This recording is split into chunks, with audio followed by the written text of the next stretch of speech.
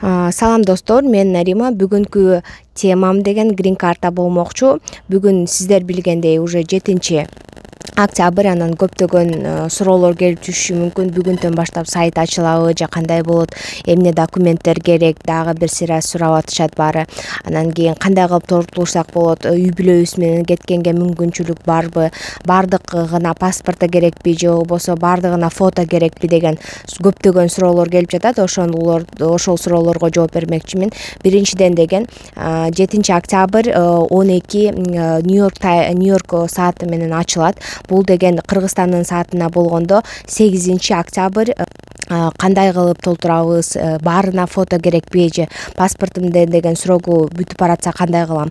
Паспортуңуздун суроогу бүгүн тапшырып атсаңыз, например, бүгүн элестетип көрөлү, бүгүн деген 9-ноябрь болсо, сиз бүгүн тапшырышып, 2-10-ноябрда деген паспортуңуздун суроогу бүтүп кала турган болсо, ал дагы боло берет. Прям толтуруп аткан күнү сиздин загранпаспортуңуз действующий болсо, ошол жарай берет. То есть деген сиздин паспортуңуз 2021 бүтсө, 2020 декабрларда бүтсө, ал паспорт жарай берет. Азыркы толтуруп аткан учурда сиздин паспортуңуз действующий болсо, ошол боло берет. Анан ар бир заполнительге гана загранпаспорт требоваться этет. Заполнительный ким? Эң главный адам анкета тапшырат. Бул деген же болбосо 18 жаштан баштап анкета тапшырганга мүмкүнчүлүктөр бар. Загранпаспортуңуз болсо, загранпаспорт обязательный болот.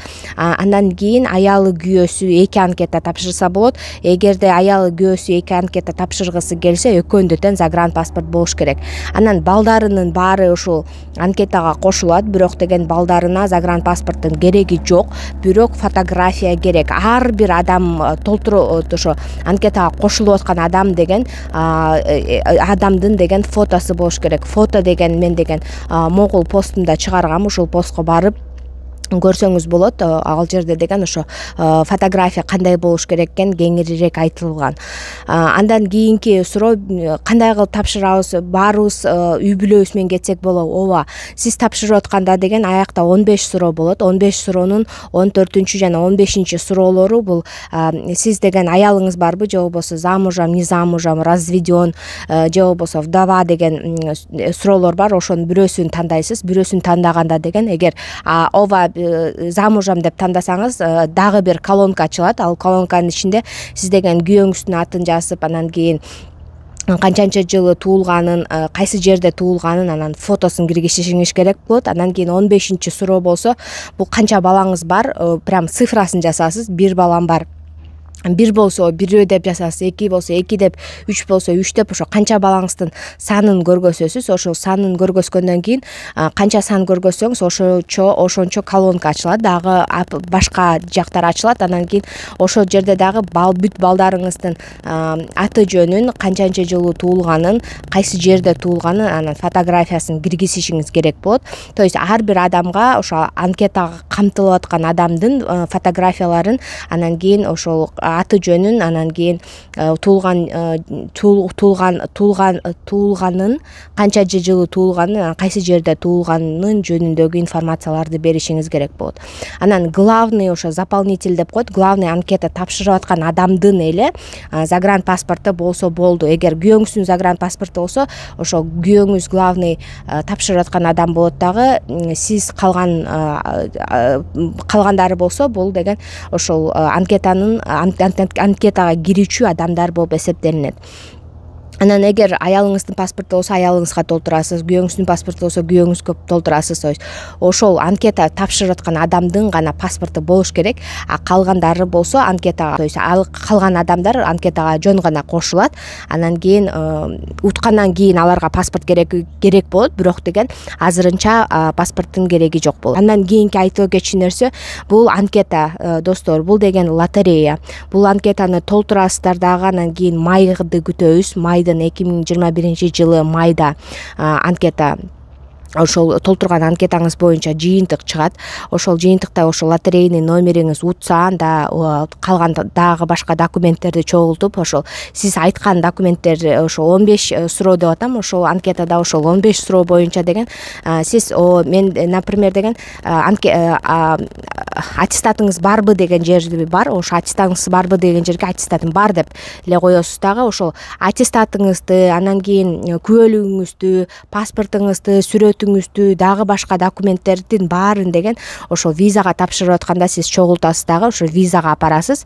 Дагы бир процесс болот. Азыр деген ошол жөн гана сиз деген ошол Америкага келип жашаганга мүмкүнчүлүк алгым келет деген формула толтурасыз. Эгерде ушул формуланы толтуруп анан утуп кала турган болсоңуз, анда Америкага ошол визага атайлап жолдомо аласыз. Виза ачтырганга, анан ошо виза ачтырып, анан кийин келгенге мүмкүнчүлүк аласыз.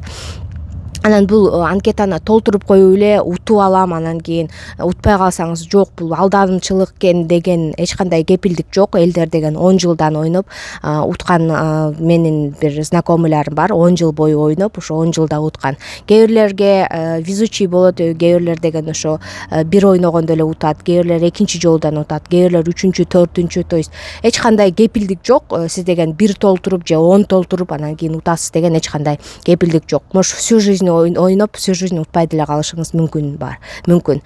Кыргызстандан деген 77 миң адам мурдагы жылы ойноптур. Ошо 77 миң адамдын деген 2100 грин карта Кыргызстан тарабынан утулган.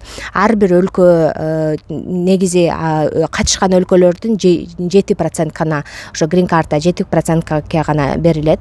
То есть деген 55 миң грин карта деген ар бир жылы ошол АКШ тарабынан башка өлкөлөргө мүмкүнчүлүк катары берилет. Бул грин картаны деген ар бир жылы 11 миллион адам ойнойт. Ошол 11 миллион адамдын ичинен 55 гана грин карта алып, ошол Америкага келгенге мүмкүнчүлүк алат.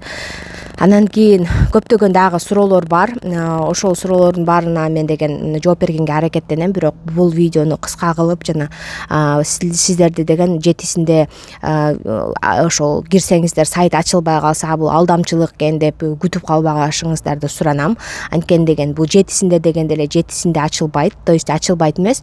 Жетиси 12 Нью-Йорк сааты менен ачылат. Мен айткандай бул деген 8 октябрь болуп калат. Почти Кыргызстандын саатын алганда. Ошондуктан эч кандай паника кылбай күтөбүз.